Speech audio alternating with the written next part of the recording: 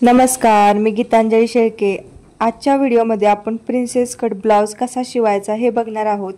मागच्या व्हिडिओमध्ये आपण ह्या ब्लाउजची कटिंग पाहिली, तर आता आपण स्टिचिंग पाहणार आहोत। तर यासाठी मी पहिल्यांदा जो ब्लाउज पीस आहे तो खाली डबल फोल्ड करून अंथरलेला आहे आणि वरती आपण जे अस्तर कट केला होता तो अंथरलाय मी। तर आता मी कटिंग करून घेते या। तर जे अस्तर होता त्याच्यापेक्षा 1 ते 2 इंच जास्त असं माप साइडने घेऊन आपण अस्तर कापून घ्यायचा।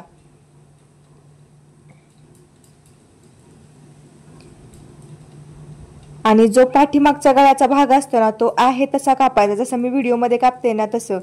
आणि बाकीच्या साइडच्या भागाला जास्त माप घ्यायचं, पण जो गळा आहे ना तो आहे तसाच कापून घ्यायचा। म्हणजे कसं आपण पलटी करताना ना तो आहे तसा आपल्याला स्टिच करावं लागतं। तर हे बघा, आता मी सगळं कट करून घेतले आणि आपण जो पाठीमागचा भाग जो कापून घेतला होता ना आहे तसा तो अस्तरवरती ठेवला आणि आता आपण टाचण्याच्या सहाय्याने तो जोडून घ्यायचा आहे। म्हणजे काय होतं, इकडे तिकडे कापड हलत नाही। आणि आता वरनं आपण दाबटीप मारून घेणार आहोत।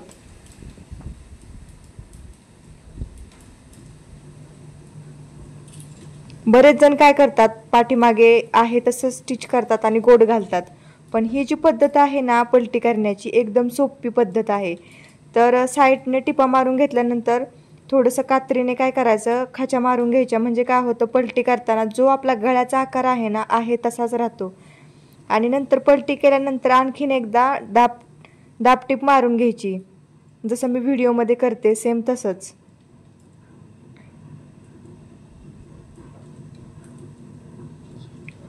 आणि खालून ही पूर्ण अस्तर आणि कापड जॉईन करून घ्यायचं टिप मारून।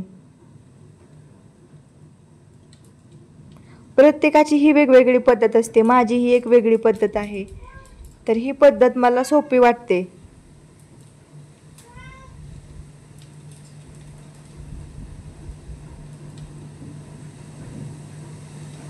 आता व्यवस्थित सगळीकडे टिपा मारून झाल्या की जो बाहेरचा भाग होता ना, जो एक्स्ट्रा भाग होता कापडचा, तर तो कट करून घ्यायचा। नेहमी अस्तरवरती ना परफेक्ट कटिंग करायची आणि आपलं जे कापड आहे ना त्याच्यावरती कच्ची कटिंग करून घ्यायची, जशी मी आता केली ना तशीच। आता टक्सला आपण खुणा मारून घेऊया। तर इथं मी 4.5चा टक्स आहे माझा, तर दुसऱ्या साईडला ही 4.5 आणि उंची 4.5 करून आपण टक्स मारून घेऊया। टक्स मारून झाल्यानंतर पाठीमागची पट्टी मारू। ही 2 इंचाची पट्टी आहे, तर एका साईडला टिप मारून इथं मी स्टिच करून घेते।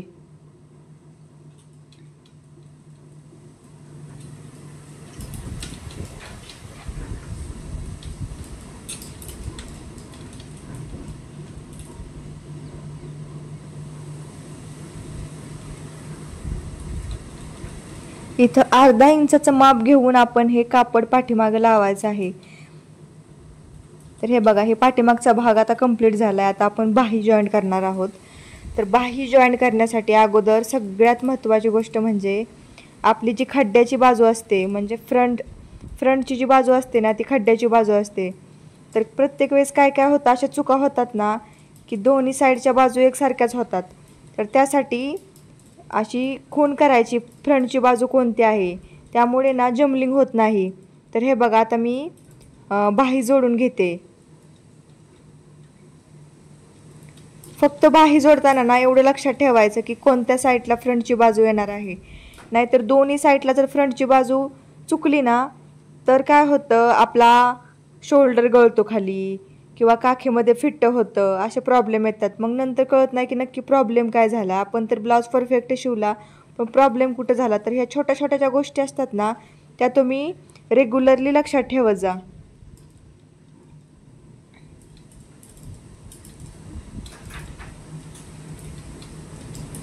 अशा पद्धतीने जर तुम्ही बाही जोडली ना तर कधीच तुमची बाही चुकणार नाही।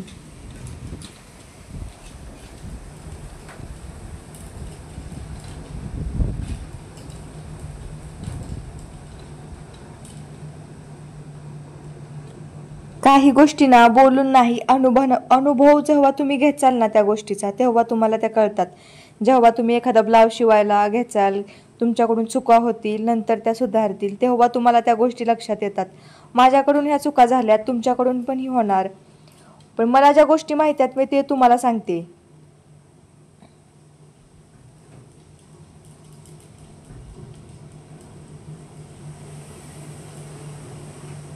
प्रत्येकाची समजून घेण्याची पद्धत वेगवेगळी असते ना.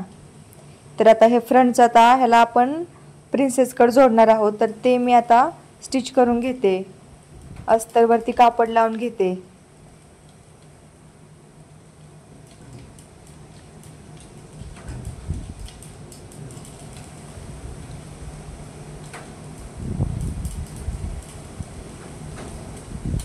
तर चला लवकर लाईक करून घ्या.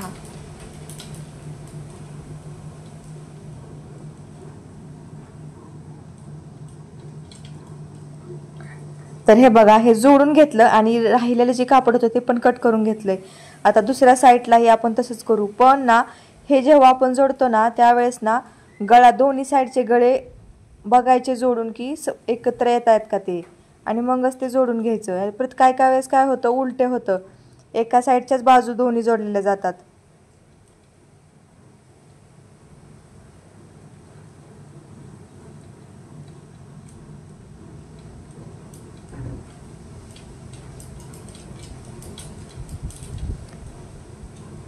तर हे बघा, आता सगळं जोडून झालेलं आहे. अस्तरला पीस जोडून झालेला आहे. आता आपण प्रिन्सेस कटचा टक्स मारून घेत आहोत. तर हे बघा, अशा पद्धतीने कापड हळूहळू वळवून आपण इथं टक्स मारून घेतोय. तर टक्सची खालची जी 2 इंचाची बाजू असते ना तीच खाली जोडायची. काय कारणला जमलिंग होतं की कोणती बाजू वरती कोणती बाजू खाली, त्यासाठी खुणा करत जा की कोणती बाजू खाली आहे कोणती बाजू वरती आहे. तर हे बघा, टक्स जोडून झाला आहे. दुसऱ्याचा पण मी टक्स जोडून घेते. आता टक्स जोडून झाला की आता काय करायचं, खाली आपण सरळ पाठीमागचा जो भाग आहे ना तो सरळ ठेवायचा आणि आपला जो फ्रंटची बाजू आहे ती उलटी ठेवायची आणि शोल्डर जोडून घ्यायचं आहे आता. आणि इथं 1 इंचाचं माप घेऊनच शोल्डर जोडायचा. म्हणजे काय होतं, आता आपण उंची अधिक 1.5 इंच माप घेतलेलं असतं ना, तर ते 1.5 इंच जे माप असतं ना ते स्टिचिंगमध्ये आपल्याला घालवायचं असतं. बऱ्याचदा आपण 1 इंच घालवतो किंवा अर्धा इंचच आपण माप घालवतो, त्यामुळे काय होतं, शोल्डर गळतात. तर ही जी महत्त्वाची जी पॉईंट असतात ना ते तुम्ही लक्षात ठेवत जा.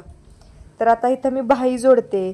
तर बाही जोडण्यासाठी ही ना अगोदर बाहीचा मध्य काढून घ्यायचा, मध्य बिंदू, आणि मग नंतर मध्यापासून बाही जोडायची. त्यामुळं बाही इकडे तिकडे फिरत नाही मध्यापासून बाही जोडल्यामुळे. जर तुम्ही साईडने जर बाही जोडायला गेला ना तर मध्य सापडत नाही, इकडे तिकडे बाही फिरते. या छोट्या छोट्या गोष्टी लक्षात घ्या. तर हे बघा, ही माझी बाही झाली जोडून आता.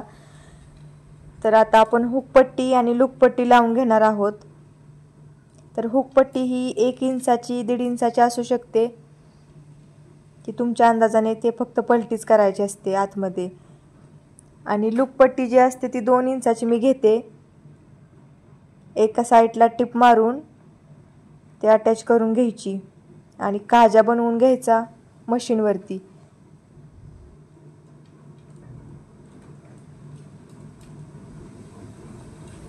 मला हे ना जेव्हा मी नवीन नवीन ब्लाऊज शिवत होते ना तेव्हा पण मला ना ही काजा बनवायची पद्धत एवढी अवघड वाटायची ना, असं वाटायचं ही काजा बनवायलाच नको.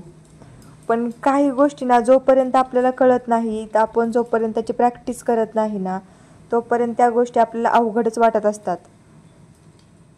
तर आता इथं मी गोट घालणार आहे.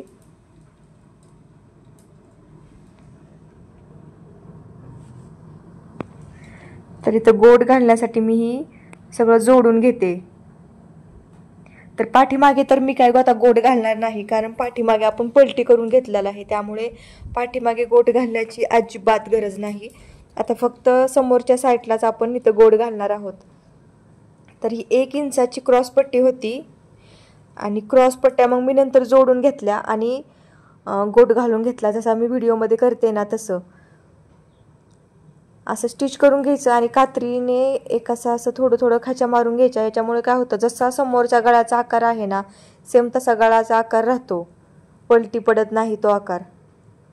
नाहीतर बऱ्याचदा काय होतं, आपण गोट घालतो आणि गळा असा पलटी पडल्यासारखा दिसतो, जरा ते फिनिशिंग व्यवस्थित दिसत नाही ना.